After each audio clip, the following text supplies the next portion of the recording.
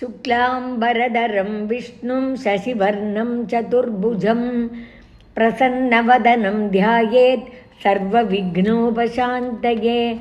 ममोपात्त समस्त दुरितक्षयद्वारा श्रीपरमेश्वरप्रीत्यर्थं श्रीनारायणप्रीत्यर्थम् अस्माकं सहकुटुम्बानां क्षेमैस्तैर्य वीर्यविजय आयुरारोग्य ऐश्वर्याणाम् अभिवृद्ध्यर्थं धर्मार्थ काममोक्ष चतुर्विध फलपुरुषार्थसिद्ध्यर्थम् इष्टकाम्यार्थसिद्ध्यर्थं समस्त सन्मङ्गल अवाप्त्यर्थम् आरोग्यदृढगाद्रतासिद्ध्यर्थं समस्त दुरितोपशान्त्यर्थम् अष्टैश्वर्यसिद्ध्यर्थं भगवत्श्रीपादचरणारविन्दयोः अचञ्चला भक्तिसिद्ध्यर्थं श्रीगुरुवादपुरीश्वरप्रसादसिद्ध्यर्थं श्रीभगवत्कृपापूर्वं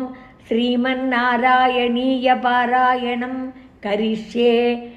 पीताम्बरं करविराजितशङ्खचक्र कौमोदकी सरसिजं करुणासमुद्रं राधासहायमतिसुन्दरमन्दहासं वातालयेशमनिशं हृदि भावयामि। हरे श्री गुरुपवनपुरपते पाहि मां पाहि मां पाहि माम्। नारायण नारायण नारायण नारायण नारायण नारायण नारायण नारायण नारायण नारायण नारायण नारायण नारायण नारायण नारायण नारायण। अगजानन पद्मार्कं गजाननमहर्निशम् अनेकदन्तं भक्तानाम् एकदन्तमुपास्महे। श्रीमहागणपतये नमः। गुरवे सर्वलोकानां भिषजे भवरोगिणां निधये सर्वविद्यानां श्रीदक्षिणामूर्तये नमः। अस्मद्गुरुचरणारविन्दाभ्यां नमः। ज्ञानानन्दमयं देवं निर्मलस्फटिकाकृतिम् आधारं सर्वविद्यानां हयग्रीवमुपास्महे। श्रीहयग्रीवमूर्तये नमः। सरस्वती नमस्तुभ्यं वरदे कामरूपिणी। विद्यारम्भं करिष्यामि सिद्धिर्भवतु मे सदा। श्रीमहासरस्वत्यै नमः। उमाकोमलहस्ताब्ज सम्भावितललाटकं हिरण्यकुण्डलं वन्दे कुमारं पुष्करस्रजं। வெற்றிவேல் முருகனுக்கு ஹரஹரோஹரா. பூதநாத சதானந்த சர்வபூததயாபரா ரக்ஷ ரக்ஷ மகாபாஹோ சாஸ்திரே துப்யம் நமோ நமக. சுவாமியே சரணமையப்பா.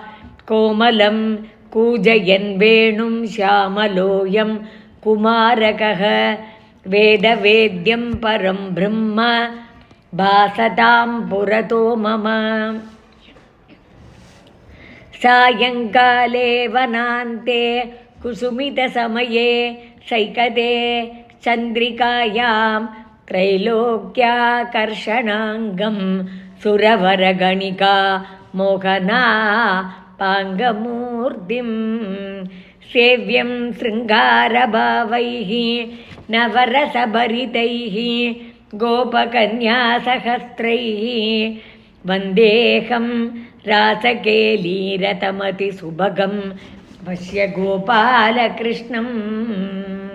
आनीलश्नश्नकेशं ज्वलितमकरसत्कुण्डलं मन्दहासस्यन्दार्द्रं कौस्तुभश्री परिगतवनमालोरुहाराभिरामं.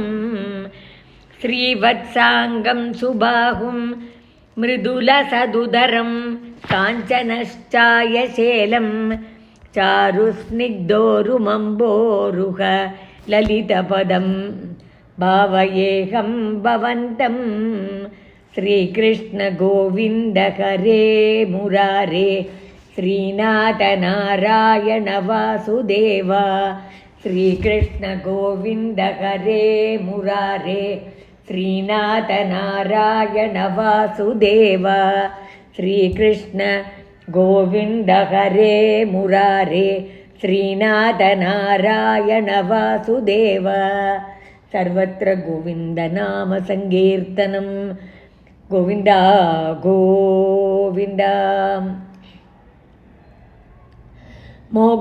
मोक्षाब्धिसारमय भागवताख्यदध्नो नारायणीय नवनीतमहो गृहीत्वा मायामयौगपरितप्तजनाय योगात् नारायण अवनिसुराय नमोऽस्तु तस्मै गङ्गा गीता च गायत्रपि च तुलसिका गोपिका चन्दनं तते शालग्रामाभिपूजा परपुरुषतदैकादशी नामवर्णागा एतान्यष्टाव्ययत्नान्ययि कलिसमये त्वत्प्रसादप्रवृद्ध्या क्षिप्रं मुक्तिप्रदानीत्यभिददुरुषय तेषु मां सज्जयेताम्